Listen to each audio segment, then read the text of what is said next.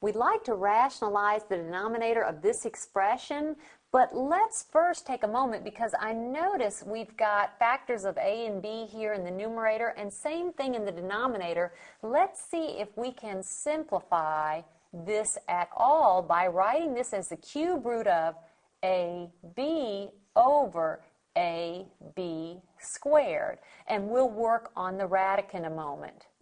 Notice the a's divide out then.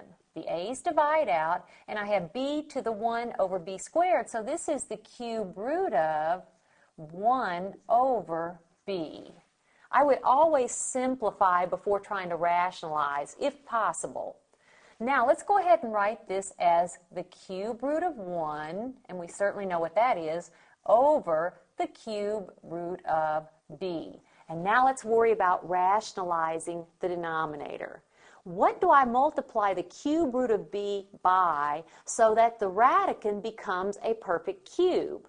Notice if I multiply by the cube root of b, I would have as a product the cube root of b times the cube root of b, or the cube root of b squared, and b squared is not a perfect cube. I'll need to multiply by the cube root of b squared. Why? Because this becomes the cube root of b cubed, and b cubed is a perfect cube.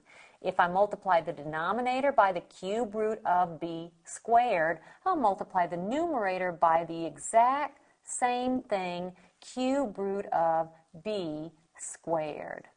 And now let's see what we have. This is cube root of 1 times cube root of b squared. That's simply the cube root of b squared. Or you know this is 1, so 1 times cube root of b squared is cube root of b squared.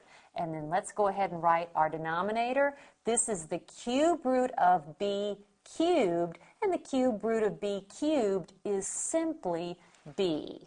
Now notice I've simplified and I've also rationalized the denominator, and so I'm done.